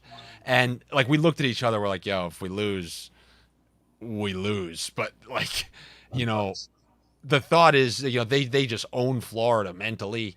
It's like they own everyone mentally and if they get through the Toronto series, it's like, oh yeah, now we're just going to shut it off. And I know you were mentioning that, but when I see Vasilevsky lose 4 times, I'll believe it. So No, if they get through Toronto, they're going back to the cup. I don't know if they're winning the cup, but they'll go back to the cup. no, man, I picked Colorado over them in the bracket. Colorado provides the same exact issues that Tampa does, that Toronto does, with better personnel. Okay, but I will believe that Colorado gets there when they beat the Blues. That's it. They got the mental edge, man. They swept them last year. It was a different team. I know. But when you're looking across at those guys who you saw so dejected in Game 4 because they couldn't even come close to one win, it's in there. When you don't have Perron, things are not going to go well. I mean, Perron is their most underrated player. Tarasenko is operating at about 40%. He had a couple of goals in game 4 to get them started. You have a healthy Tarasenko who has 5 goals in the series. They added Buchnevich for peanuts. They have Cairo. They added Saad. They added Leddy, who's been a good fit there. They have Cairo and Thomas, who have completely broken out this season. It's a different team. They can match their skill. They have enough skill to match Colorado's skill. I They was the play one a who took dirty- Vegas against them. You don't have to tell me Colorado's some unbeatable team. I understand. It's just when I'm looking up and down that Western lineup, I just do believe, unfortunately, that there is like certain teams, man, they run into their kryptonite so often, seemingly. And as good as you saw you just saw the Blues get hammered in games 2 and 3. Let's not forget how quickly that can happen, you know? The Wilder, I mean, that was a 112-point team. Yeah. Completely Oh, yes. player to Absolutely. contain. What are they up now? Still 4-0? 4-0 second intermission. 4-0 second intermission. We got the Blues in 6. So my friend from college does a bracket. That was one of the upsets that I went with. That's but not I an had the upset. Blue. They were on even playing ground. Well, I know, but the thing is, like, so if you have 100 people filling out brackets, usually what 70 going to take the home side, and like Okay. 50. That's all I'm saying. It's like when you're looking to differentiate the Blues, taking the Blues, and fortunately I took them in 6, which you get that, like that extra bonus point. You know how that shit is. It always comes down to that. Did you have? I mean, even if you didn't do it, were there any random upsets? My brother, and he said it before the series. He picked the Kings to beat the Oilers. He's not. I mean, he's close. He's close. He's not out of the woods yet. I don't know. No, he's way under the woods. He's under the so woods. under the wood. Are you kidding me? Like they are huge underdogs in the series now. Yeah. They're going to Edmonton for the last Oh my game 7. God. Let's see if McDavid could put it together. Well, it's not really on McDavid. It's on everyone but McDavid. True. And then, yeah, how close we were to 3-2 Dallas, and then at that point it was 3-2 Kings. If I had to see Dallas Kings, that's literally like the Islanders trying to trickle their way through Pittsburgh and Philadelphia. I told Andy if we had Dallas versus LA with a full series of Leia Hextall on the call, I don't know if their viewership would be more or less than an Islander preseason game. Oh my God. The reason we were so they would upset. have to get that girl behind the Dallas bench again just to get the viewership. She was hot. She was really I hot. think they need to call and figure out who her agent is and get her back. We found her on TikTok. That's all it takes. And do you think she was hiding from it? No. Her latest upload was just talking about me on the news. Every little quick screenshot. That's what it is now. If you've done something embarrassing, you now market that front and center. Literally, if I do something beyond embarrassing tonight, I just thought I muted you and I say every illegal thing I've ever done. Now, that's the meme that lives on the front of my pages, and I sign deals with people. That's what's celebrated now. So, you know how it is. Oh my! But yeah, we found her.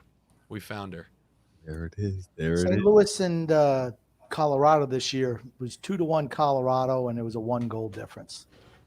5-3. Each team won a game 5-3, and Colorado won a game 4-3. So the reason we were partially upset It's about the gonna way be things, I think it's gonna be tough too. the way things shook out these last 2 years, the reason I always wanted Tampa in the lower seeds where they were a road team like last year, or why I wanted them away from us when we played Philly, is I wanted somebody to do the dirty work for us.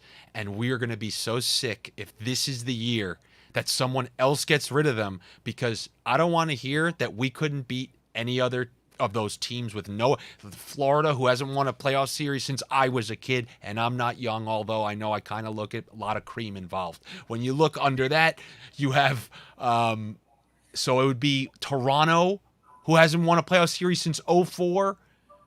Like, that's if we beat Pittsburgh and then whoever came after that, you're looking at Toronto or Florida. That's another winnable series. And if it happened the one year the Rangers with this year's team, no, it's unfortunate. What I'm saying is, okay, you know, a seismic shift where either one of the last two teams could have been in now when Tampa was beatable, and if we had the Rangers exact spot right now, home ice versus Pittsburgh in the first round, then take a kind of, you know, battered winner of the other series. You know, we beat Boston last year, Carolina. Yes, they swept us, all coin flip games, but that's winnable. Anyone but Tampa, somebody get rid of them. when you're getting swept, I'm not calling those coin flips. Well, And I'm I was saying, going to say, by the way, on the Pittsburgh series, I think you're going to see, if the Islanders make the playoffs next year, the value of Barry Trotz. When you watch the way the Crosby line And it's unfortunate that Crosby got hurt, but if you watch the way the Crosby line has been uncontainable in this playoff series and how the Islanders shut him down back-to-back years. Okay, but our defense is the Rangers don't have a defense. You're right. But I guess the regular The Canadians did a decent job. They beat him in 4. I understand he's having a huge series, but Here's the thing. This is kind of the outlier. Barry Trotz did. You think this is the outlier, huh? At this it's stage closer in his to career, what you've seen. I don't remember series, man. I don't remember Gensel being all over the ice against us. I remember it being a lot of Jeff Carter. He didn't do shit. He didn't do anything. It was Jeff Carter and the middle six that gave us problems. I don't remember Rust also on the power play a little bit, I think. I don't remember Gensel being anywhere. It was Tristan Yardy that single-handedly lost in that series. They were. Oh, yeah. I thought they were the better team by a country mile. And A country mile. What's bigger than a country mile? a space mile. Not only It's a galactic mile. That's a big ass Seriously, mile. full down the Matthew road. McConaughey. You come back and your daughter's older than you. She's a grandma. Interstellar. That's a the level. No, there were three I know, games, Phil, there were I three know. games where that wasn't the case, though. Game 3. Game 3 where we lost 5-4 at home. Even team. Islanders probably the better team. Varlamov was awful. Every time we tied it up, he gave it back on the worst goals you've ever seen. I thought we were better that game. Game 4 where the Islanders won 4-1, where they're up 4-0, and then That was the game we kicked their ass. Dominating. Game 5, I've never seen a team deserve a game. Game 5 was Sorokin holding on for dear life and keeping them in it with those shock things against the chest. the defibrillator. Leo Komarov keeping the season alive, getting that pass to Eberle to tie it up. And then that next game, the Jari slap shot from Pulak, just he was just letting in anything. It was so bad. It was, but yeah. Hey, and then the Boston series, we talked about this, Phil. Go pick any game from that series. Go to NHL.com, watch the highlights. It's the other team just getting chances, and then the Islanders eventually Counterpunching. scoring. Just the best counterpunch you've ever seen. You guys love this new narrative where it's like, no, the Islanders, they've been comfortable with that for years. Meanwhile, we outshot everybody in 2020. We controlled them. We outshot them every game. Mm-hmm. Then last year we sucked.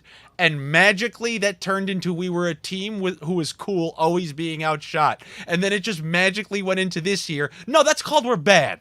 It's called we're bad. The system is they're totally fine yielding these point shots and the shots from the outside. Against Boston, that wasn't the case. Marchand was carving them up. The Pittsburgh, we're giving up 40, 50 shots a game. We played the same Pittsburgh team the year before. They weren't getting it. We looked at that one night. Right. When you play a Trotz system, it's not you let people in and get shots. It's you're frustrating, you're hounding them, causing turnovers in the offensive zone, and then also they're having a tough time getting through your team, and you're getting chances on turnovers. You're not giving up 40 shots a game hoping to survive, but that's what last playoffs was. It was a nightmare. It was nightmare trying to get through those games. Every game we talked about this. Boston 3-goal lead almost won. They barely hung on. 2-goal lead blown. And then they won in overtime off a banked skate where Cizikas gets a breakaway. Right. It was just game after game after game until Carlo got injured. And then we imposed our will game 6 and threw him a beatdown. Then Tampa was sleeping game 1, and all of a sudden we're like, whoa, we just handled Boston easily. Then we just beat Tampa. Should we get our hopes up here? They really know how to do it to me, man. They really, because they know I don't have faith. I go during Pittsburgh series, I'm like, guys, just stop it. Just hope you get a couple wins in. And they're like, fuck, we don't have Andy. He doesn't believe. Let's dial it up. Let's get a Boston win. He thought we couldn't beat Boston. They did that. And I still didn't have hope versus Tampa. They went down 3-2. Guys, you can't get me. It's over. I went to game 6. My friend got tickets. I didn't expect to go. And only because I was in that building. And I felt something, I swear to you, man, I felt like a childish energy that I didn't even have when I was a child. My child version was more miserable than I was in game 6. And I had a level of belief that was in like a Hollywood movie. And when I tell you Tampa shows you the penthouse on the way to your dungeon, that's what they did to me. And that's what the Islanders, it was the only way they could get me. And they did it. Those motherfuckers. Save her around Long Island. Hey, TJ, why don't you hit the last couple of comments before we sign off. I don't need Yeah. Andy to have an aneurysm over here. Living but that's in what the they do. past of the You Islanders. don't have to get any failures. comments. I'm good. I'm good just ending it. I mean, I just worry about him. I see his face. He's very flushed right now. I'm worried about him. Hey, yo, dude, I was when you saw me leave, that was flush. Oh, you look like you saw a ghost. All my bets, Randy, leave all my guys. You thought I just had for the game. Phil knows. Every week I send him a new Tampa bet, and then we put another. It's my whole life. I told people I started doing these videos for a company, and I give these best bets. And it doesn't matter that I've been picking right and that I pick wrong. I'm like, everything you got, put your son's tuition on Tampa. Like, yeah, and they go down 3-2. I'm looking out the window, man. I cannot be wrong on that one. So We're gonna find out Saturday night. That's for certain. all right. Well, we know where Andy stands. Put your child's college tuition on Tampa. This Saturday. Take out a second mortgage on your house. Everything. Home equity line of credit, Everything. everything you've got. Leverage every penny you have is what Andy Well, said. guys, I have aspirations to be on television. I'm just trying to learn how to lie to the people profusely on a day-to-day basis. So if I could start here on the internet, we can make our way to you name the network. But are there any? Do you have any solid comments? I always just think, oh, these fucking people hate me, like that bald guy. But I actually like that guy. I don't think he said he hated you. He just commented that your hair was good or something. I know, but then I insulted him, called him bald. Well, now see, I don't. I mean, that's on you though, right? Yeah, which I don't think he was really apologize. negative to you. I think you took it kind of negative, but I don't think it was necessary. I'm glad I don't do that when people talk shit about me Thanks, because man. We appreciate it. Thank you. Yeah, I was about to say. I mean, you got to thank Andy and Phil. I didn't even think about doing something like this, so they get the credit. They came up with the idea. I think so. I promise you, it wasn't even going to really be Islanders. I wanted to, like me and Phil were just saying, like we're just such pricks. It would be funny just watching a game. And then I was like, well, I want to have TJ there because at least, because I am very self-aware. I'm like, all right, if we go off the rails, I'm just going to ask TJ something nice. He's going to give us a nice answer. And he's able to level everything back out. He's very yeah. good. Yeah. Honestly, TJ is the perfect host. He really is. If I'm ever in a position, and this isn't going to happen, where I can get you in on something to host, you're going to be my guy for certain. Now, Phil, do you feel comfortable with Andy calling you a fucking prick? I know he said you both were, and I don't know if you were comfortable with him just characterizing you as that, because I'm going to say you do not, and I know you a little bit. That you do not strike me as that type of person. Maybe I am wrong, and he's right. I don't know. Listen, however you want to characterize me, it's fine. You know, I live up here in Canada. I'm miserable enough. So There you go. No, it's not that. It's the way he gets his points across. It inherently, Phil's the nicest guy. He's a family man. Like literally, I feel like I don't have kids once again, but I'll trust the same kids whose tuition I bet on Tampa to go to the Stanley Cup. I would trust Phil to watch them. Great guy. When he says things to people, including me, on Twitter or whatnot, it comes with this inherent smug nature Yes, where you always that's feel true. like he's going like after the tweet, you know? Yes, true. He does come off as a little smug, a little I'm better than you. That's true. He does that. Really? But that's okay. We like him anyway, Phil. We love we him. love it here. There's a reason why I don't mess with Phil on Twitter. I'm like, come If on. I had Twitter, I would mess I'm with like, Phil. I just don't I gotta have be Twitter. like, it's like I gotta really focus, and I've got to be like, very meticulous with my wording. I'm like, I don't want to do that. So He's Well, like that's you. why I chose the picture that I did. I needed to find some sort of smug look from Dr. Phil, who's leaning in like, what, you think you know? And that's why I love that. I love the PFP. Amazing profile pic. seriously. Yeah, I don't know who doubted that at the time. It couldn't be better. oh man. Well, guys, do you want to pump what you're doing, Phil? What's your podcast? Oh, the Top Shelf Hockey Cast. We haven't done it in a while, but we'll Okay, get back well- on track when the off season comes around. Well, we'll certainly have you on our show absolutely later. And Andy, what's your stuff? We've Also? got it on. Also, you can find all these in the link in the description. Oh, below. then screw it. I don't care. I don't want to hear Andy talk anymore. So that's fine.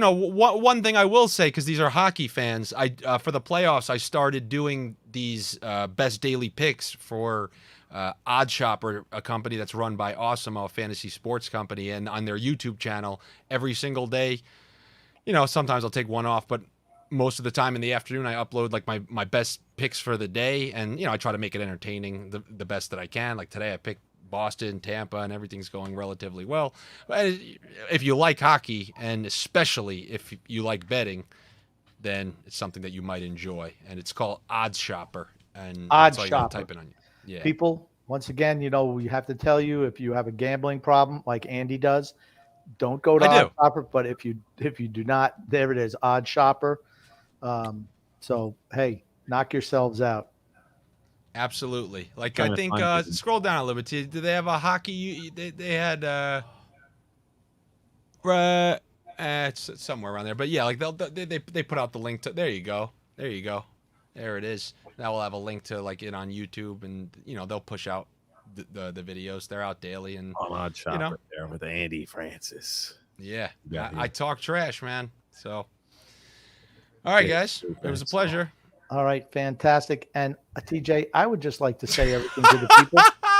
Oh my God, who put that up there? On that note, I right? love it.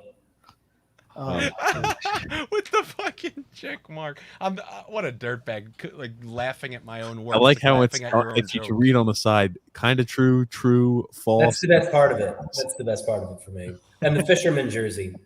Dr. Phil in a fisherman jersey. Yeah, with the button down somehow underneath it, because I feel like that's something that you would do. 100%. If I was absolutely. going to a game with a jersey, which I never would.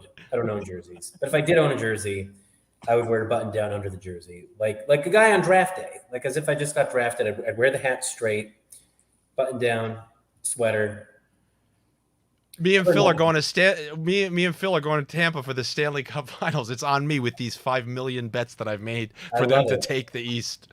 I love it. There it is. There it is. Well, All right, thanks boys. so much, guys, for tuning in. Thank you, guys. Well, it was good. This was the much needed crossover there. The Avengers Endgame. Yeah, look at us. We look like 4 Avengers right now. And there's fucking Grumpy up there, the Thing. Oh my God. Oh, I'm so sorry. We're the Fantastic Four, all right. And actually, Andy started the movie The Mouth That Roared, starring Peter Sellers. Look it up. He plays, matter of fact, in that movie, he played 6 different characters. He doesn't work and play well with others, but we love him anyway. Andy Francis and Phil, we always love you. I know we're going to have you on in the off season because we love talking Islander hockey with you. TJ, whatever. I talk to you all the time anyway. No big deal. I just want to say to everyone the TJ, is this TJ and the Grumpy Old Man, or Islanders Never Say Die? It's on both. Okay. Well, I just want to say love and laughter to everyone who listens and even those who don't, from TJ and the Grumpy Old Man. Thanks, everybody, for tuning in. Thank you, guys. They got one.